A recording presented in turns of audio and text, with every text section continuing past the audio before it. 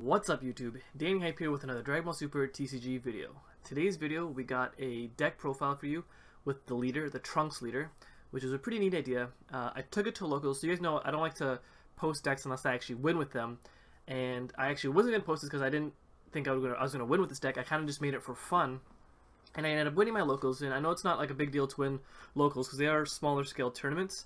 However, after the tournament, I had an aha moment about this deck. I wasn't playing the deck wrong, but I figured out a better way to play the deck, and then I started brewing, and it just kind of got my mind because I haven't played Trunks. As you guys have noticed, some of my deck profiles, I kind of come back to the same leader just because I really like, Soul Striker. I like, Golden Frieza, or like the dual attack Goku, and I kind of like reuse some of my old leaders now that Set 2 came out. But with Trunks, I haven't actually played him before. I hadn't played him up to this tournament, so it was just a whole new experience for me. And playing Trunks, or just playing a new deck in general, because I've been playing like Try Hard Cell for quite a while now. It was like a whole new game for me. It just like redid the whole game for me, and it was just so fun playing it. And the version I took wasn't the great, even though I won. I could see some of its flaws, but afterwards it just gave me a better idea to improve the deck, which you're about to see in 2 seconds. Before we get into the video though, I do want to say, so my last video I mentioned how I wanted to do a giveaway when I hit 500 subs. I'm going to hopefully make another video after this video for tomorrow release to finalize it, but I want to do it like we did the last time, like when I did that Octagon tournament. If that's something that you guys would be interested in, I want to hold another 32-man online tournament on Octagon. I want to stream it on Twitch like I did last time, and like do commentary on it, obviously, leading up to the finals. Hopefully I want to be able to get it done before Vegas, maybe before the new year even hits, so it might even have to be this weekend, unfortunately, but I don't know if that's too soon for some people. Actually, leave me a comment in the section below what you guys prefer. We can do a free tournament like we did last time, and I'll just give out some packs and a promo card or something, or we can up the ante, maybe do like a $10 entry, I think, and I just give you guys mad stuff. I got so it's $10, 32-man tournament, maybe top 4, top 8 win prizes. I got a lot of extra stuff. We got, so it's like for that, so it would be like, you guys have pick your choice of any of these promos. Like I'll give out play sets of promos. I'll give out like anything, whatever you guys want. We got those. I got those 2 winner sleeves. We got more winner sleeves here. We have I have like a starter deck. These are all products that I've collected throughout just playing my locals and just been winning just not winning. Actually, I do win a lot of my tournaments, but by winning, collecting, and I don't open packs anymore. As you can see, I have all of these. I have all of these. So I haven't been opening any of my packs because I already have all the cards I need for the most part. So I've just been saving this up. Like, I actually had double of the packs that you saw now, but the day before Christmas we had like one final tournament before the holidays, and I was just giving out packs. Like, I put a bounty on myself, and I was just giving out packs to people that I was playing against, like during the event. And so that's why my packs have actually dwindled. I actually had like about 2 boxes worth of packs, but I gave them out all before Christmas. And also, so if we do $10 entry or something like that, I can even throw up. You guys check it out. Bam! I've collected an extra playset. This is what I thought the main prize would be, but I don't know if that'd be too top heavy. But I was thinking, it's like, I think people would be interested. $10 tournament, you could win almost like $200 worth of cards here, like a playset of the non-foil Gohans. So I don't know. That's the idea. I want to see if you guys have any suggestions in the comment section below, and then hopefully tomorrow I'll come up with a finalized thing. I know it's pretty soon, but I want to do it before like the weekend, or during the weekend, maybe this weekend or something like that. But I don't know. We'll play it by ear. But yeah, that's the announcement. So I'll make another announcement tomorrow. But let's get into the deck profile because I've been talking for too long.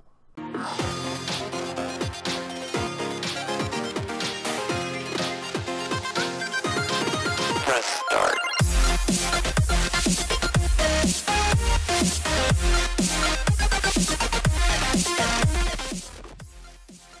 Alright guys, boom, here is the video. Let's try making it short and sweet. Maybe not short because there's a lot to talk about on this one. So as you can see, it is Trunks. And as you can see here, so there's 2 decks. So this is 2 deck versions again, like that I did last time. So this is the deck I took to my locals with the yellow, because the main idea I'm just trying to make this card work. Occupation of Evil Frieza. I just really like this card, and I just like Frieza in general. He's my favorite character. So I was really trying to make these cards work, and I've been playing with a bunch of different ideas. and I just decided to play with Trunks the day, or that tournament, and so yeah, that's why this deck started off as it did, and then it kind of evolved into the side over here with the green. But I have like 4 different versions of this deck. I'm still tinkering with it, so I'm trying to shoot you guys the idea of the deck, so it can get your guys' brains thinking, and maybe you guys can come up with a better idea to alter my deck. Because a lot of my decks I alter even after the video. You know, it's like decks can always change. People come up with better, new ideas, and then a lot of you guys actually message me about some of my decks and say, oh, you've added this, you've added that, and that's pretty sweet for me too, because that helps me, one, improve my game, and just to talk to you guys about just about the game in general. I love, like, people always message me and ask me like sorry to bother you and stuff like that, but it's like, it's not a bother at all. I love talking about this game, and I love when you guys message me or leave comments and all that kind of stuff. But yeah, so let's get to the deck idea. So the leader is Trunks. The conclusion I've come to is, normally for most decks outside of maybe Vegeta, you don't attack your opponent early because you don't really get any kind of benefit for it, right? So like, if I were to attack with Trunks, like, or any other leader into your leader, I attack you, most likely you take the damage, because the first 4 life is kind of whatever, and it's until you get to Awaken side, and that's when you start defending your life. So for the most part, you don't really defend your life, you kind of just take the damage when somebody attacks you early, right? Now, if I were to attack you, you would get a card, and I would get nothing. So there's really no benefit for me attacking you early, unless I'm trying to aggro you down and try to win the game quicker, right? So you attack because you want to push in quick, and get them low quick, and try to win the game that way. But for the most part, you don't attack early. Now with Trunks, you can actually attack early, right? Now you combo a card to draw a card. Doing that, you don't really plus anywhere. You're just kind of cycling your cards and just kind of filtering out what's in your hand. So again, no really clear advantage there. But what if you can attack and have almost a free energy to draw a card? Because when you're Awakened, right? You're Awakened, you want to attack every turn with your leader, because when you're Awakened, you draw a card when you attack. So even if I attack your leader and you're at 8 life and you get a card, at least I get a card, so it's kind of like we're both going 1 for 1 every time I attack, right? Back when you're unawakened, you don't really get any kind of benefit. Now comes in the core of the deck. As you can see here, I know some of you guys have been looking, it's like, why does Danny have meta coolers in this Trunks deck? So these 12 cards are the core to this whole idea that I came up with. Now, initially, it was just for me to just get out easy yellow things, just so I can, because you need to sack 2 yellow cards for this, and I didn't want to play the whole Avenging Frieza, because then you have to play so many Avenging Frieza, Guldos, Soul Bears, you have to play so many of those specific yellow cards that it just made the deck really weak, whereas these meta coolers can actually do something, which is attack or whatever, right? So that was the initial idea. But then after I came up, because I would bring them out, you know, and I'd use them to attack, or I'd use them for fodder for this. But then after the tournament, I'm like, man, what if I just did it like this? So the idea is, let's just pull this out here. So you have Getty Star, and you have this. So you play Getty Star on your turn 1. Sure, it's out there. Turn 2, I can attack you. I don't want to attack you normally because I don't get a card. I don't want to combo a card from my hand because I'm just cycling cards and not really gaining anything. But if I pull it from the graveyard, so let's say he's in the discard pile, or I can just combo him on this turn anyways, it doesn't really matter. But let's say he's in the graveyard, and this is turn 3, 4, 5. I can pay 1 energy, pull him from the graveyard, attack with my leader, combo him back into the graveyard, draw a card. So basically I paid 1 energy to draw a card, and I'm applying pressure because I'll be 15 every time I attack. So even if so a lot of decks that like to awaken early too, Frieza, that, you know, they play the blue card Minoko, and then Objection, and then they can awaken on turn 1. Yeah, well, if you awaken on turn 1, on turn 2, most decks can't pressure you because they're only 10k, and unless you want to combo your hand to pressure, you're not really putting any kind of pressure, right? Because you're losing cards comboing. But with Trunks, I'm putting on pressure every turn. Alright, so I'm pulling, and it's free. It's not free, it's 1 energy. I'm not losing any cards, I'm actually gaining cards every time I attack. All I have to do is pay 1 energy, pull him from the graveyard, attack with my leader, combo him, draw a card. Combo him, draw a card.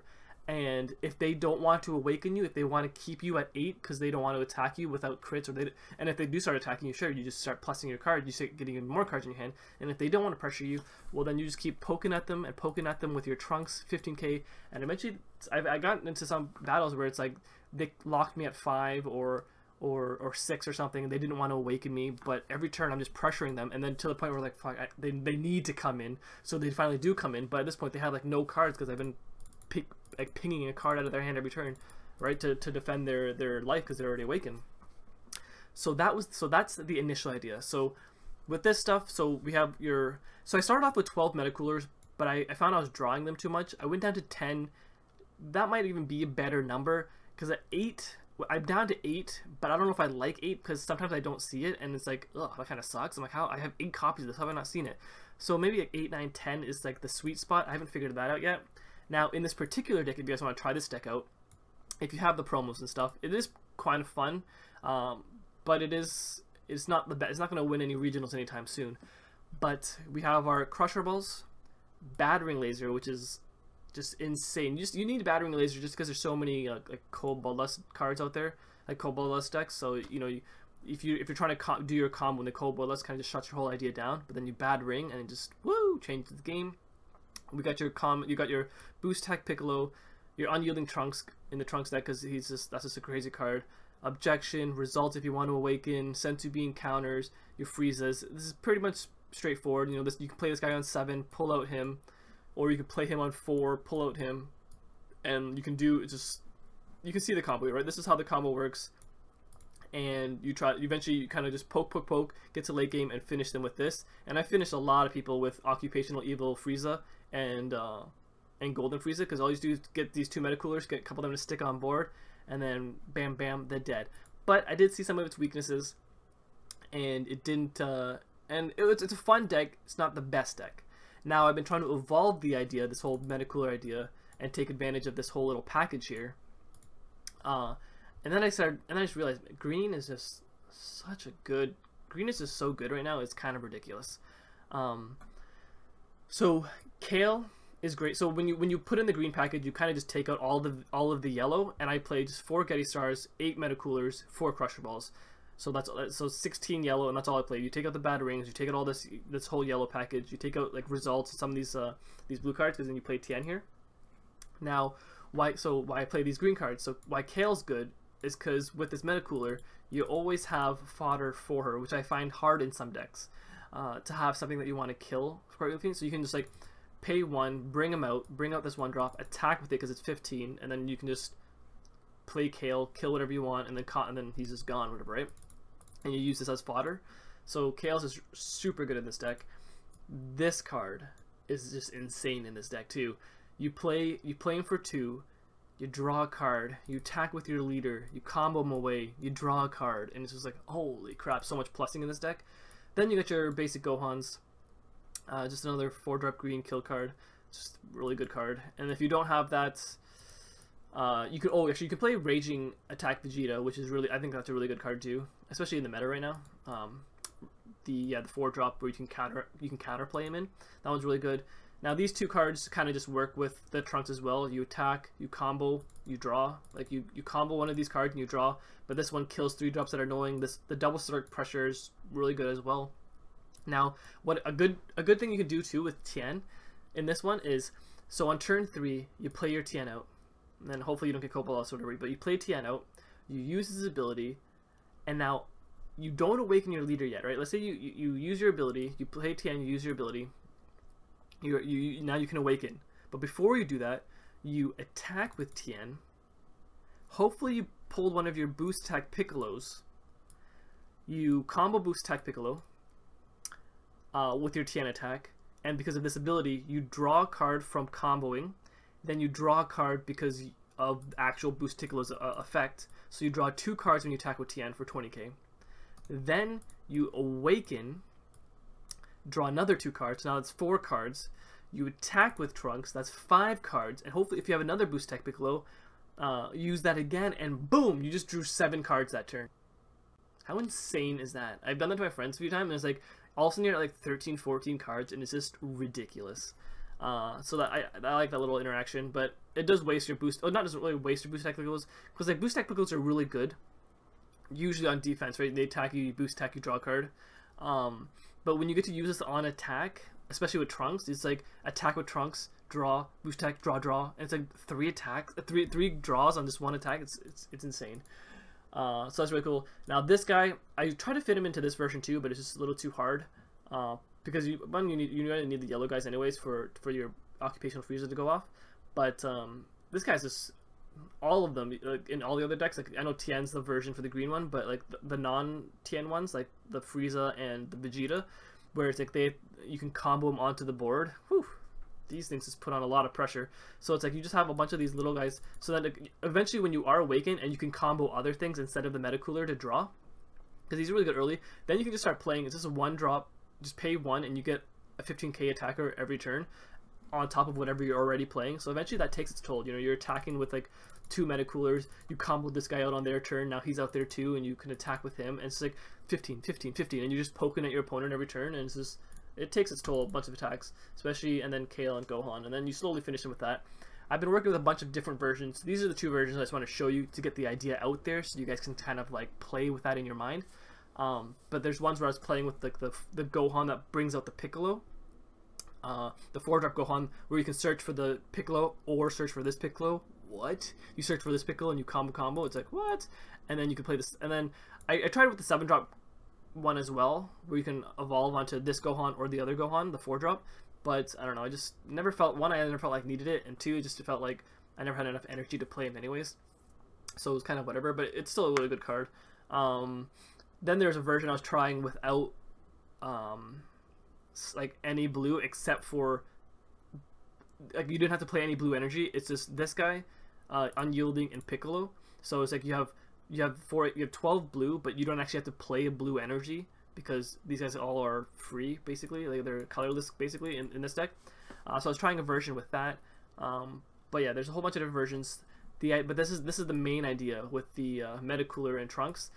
I thought it was really interesting. It could possibly be a really game-changing, meta-breaking deck idea of this out there. I don't know, but if you guys think of it, let me know. Message me. Tell me what you think of the idea.